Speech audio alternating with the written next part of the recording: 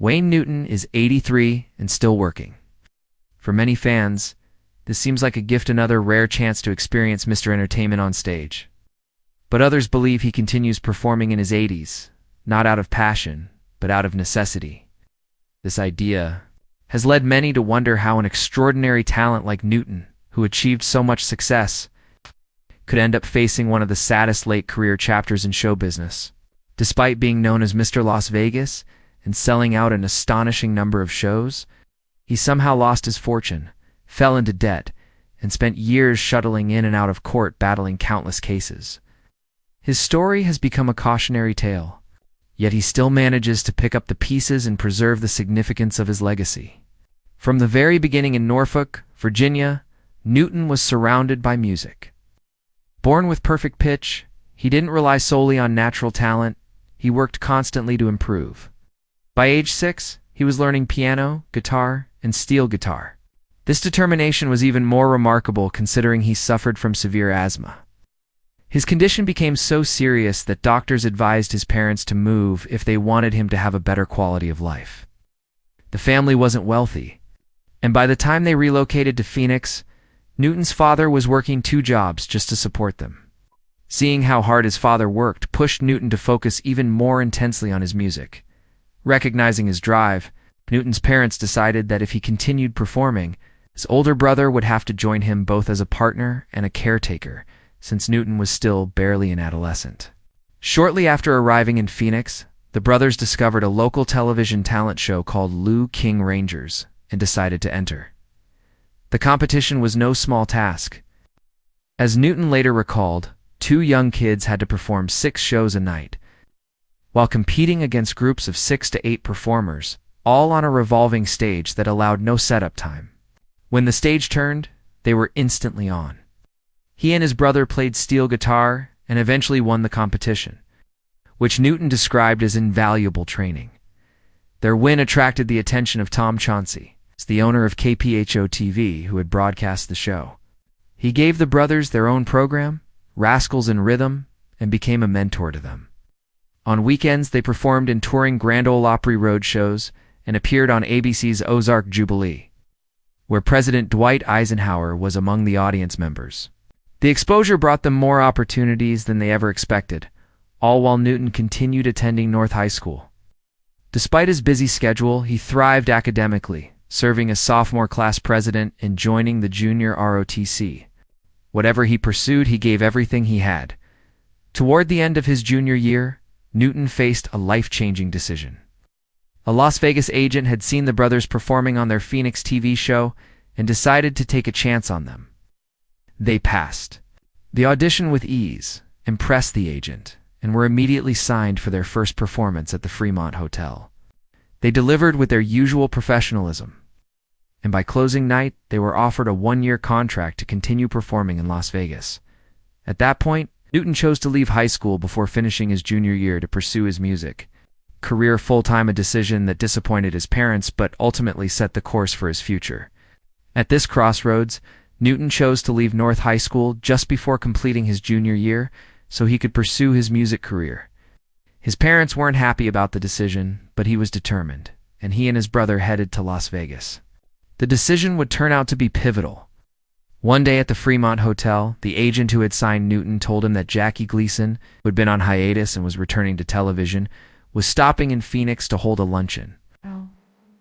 Had been booked to perform there, but he faced a problem. He didn't know any Irish songs. On the way from Las Vegas to Phoenix, he learned Danny Boy performed his set at the luncheon and closed with the song. Gleason was so impressed that he stood up and told Newton, "Don't go on any other television show before you go on mine." Through Gleason, Newton received his first national television break. Since the brothers had no hit record yet, their only major asset was that slot on Gleason's show. To stay in New York, their manager secured them a job at the Copacabana Lounge. While they were still working with Gleason, music producer Bobby Darin signed Newton to Capitol Records and began helping him record his first songs. The first track Newton recorded with Darin was Heart, followed by Donka Shone, which became a major hit, reaching the top 15 on the Billboard Hot 100. His music became part of pop culture, and major celebrities like Lucille Ball and Jack Benny boosted his rise by having him open their shows. As Newton's fame grew, major media companies offered him his own show. But he declined because he didn't want his career controlled by others. Around this time, Newton and his brother ended their partnership after nearly a decade of performing together. Newton later explained that his brother had never liked being in show business and had stayed only because their parents asked him to look after Wayne.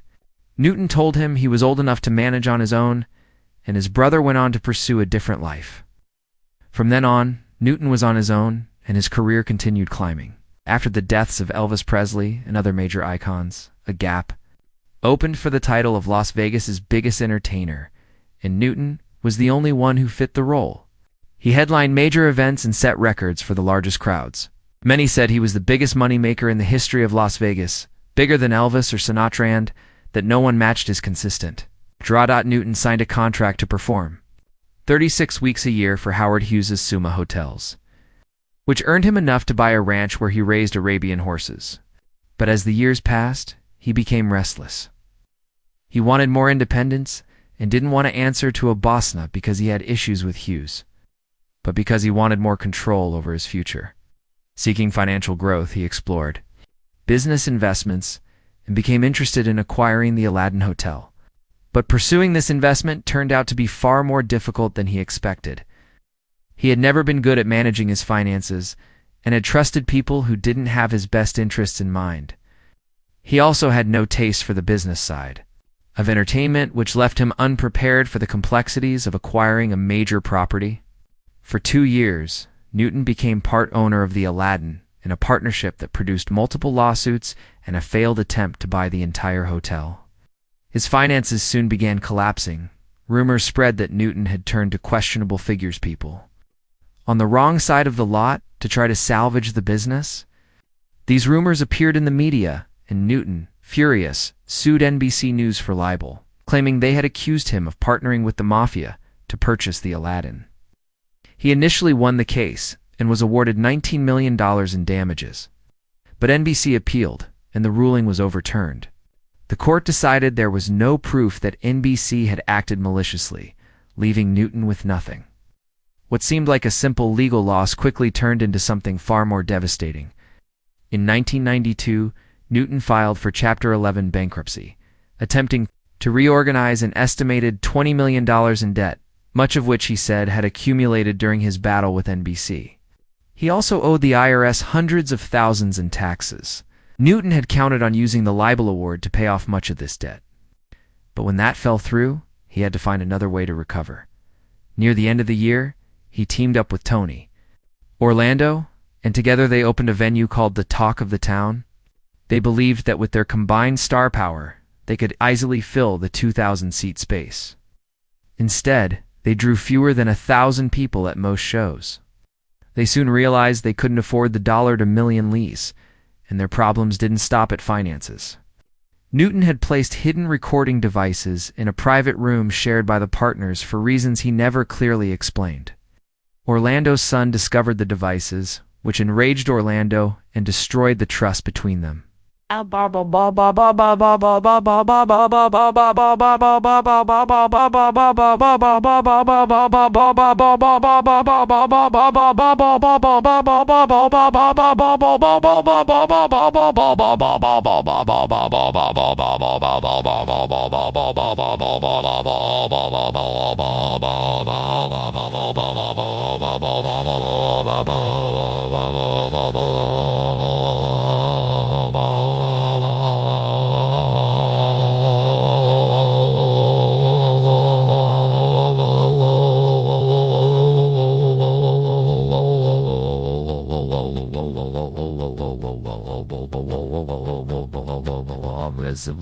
By the early 2000s, he renamed it the Wayne Newton Theater as part of his effort to rebuild his fortune. In 2001, Newton planned to turn his home into a museum. To do this, he partnered with a company called CSD, which invested roughly $70 million into the project, $50 million for renovating the estate, and $20 million directly into Newton's pocket. Part of the understanding was that Newton would eventually move out, so the property could be converted into a tourist attraction. But several years passed and it became clear he had no intention of leaving. Meanwhile, his tax debts continued to grow. In August 2005, the IRS filed a lawsuit alleging that he and his wife owed more than $1.8 million in taxes and penalties. 4 years later, Newton found himself in trouble with officials at Oakland County International Airport in Michigan. They claimed he owed more than $6,000 in parking fees for a $2 million plane he had abandoned there because he couldn't afford the repairs. Eventually, he paid to have the jet disassembled, shipped to his home, and reassembled in his backyard. During this time, he was also caring for numerous animals, horses, monkeys, sloths, exotic birds, and other creatures, despite struggling to afford their upkeep. In February 2010, Bruton Smith sued Newton, claiming he was delinquent on a loan he had personally guaranteed and later purchased from Bank of America. Smith sought foreclosure on Newton's ranch, Casa de Shenandoah. The museum project also resurfaced as another lawsuit. This suit stated that Newton received $20 million, with the agreement that he would move out, allowing renovations to continue. The plaintiff argued that after investing $50 million, renovations stalled because Newton refused to vacate the property. On December 17, 2012, a U.S. bankruptcy court approved the listing of Casa de Shenandoah for over $50 million. The property remained unsold for 3 years until Newton reached an agreement with Lacey Harbor, the businessman who owned 70% of the corporation that had purchased the estate. Newton and his family moved back in. And in September 2015, the museum showcasing memorabilia from the house finally opened for public tours. It remained open for 3 years before closing indefinitely for renovations, though Newton was fortunate enough to retain his home. Large debts, reportedly in the millions, still echoed in the background, including money allegedly owed to former friends. It is heartbreaking to consider that his financial collapse wasn't the result of gambling or substance abuse, but of mismanagement and poor investments. In 2020, he appeared in a television spot for Caesar's Palace, and as soon as he could, he returned to performing. Admiration for him grew as he refused to give up, even after suffering a serious back injury in 2021, an injury that would have pushed most people his age into retirement. Much of Newton's resilience seems tied to his loved ones. He has been married twice. His first marriage, to former Pan Am stewardess Elaine Okamura, lasted 17 years and produced a daughter. His second and current wife is Kathleen McCrone, a lawyer from North Olmsted, Ohio, with whom he also has a daughter. Now 83, Newton is the resident performer at the Flamingo Las Vegas Hotel. When he's not on stage, he spends his time with his family and his horses. As he once said, "My two loves in life from the time I can remember were music and horses. And I couldn't decide which I loved more, despite the many ups and downs he has faced." Wayne Newton appears to have found a sense of peace, still healthy, still performing, and still doing what he loves most.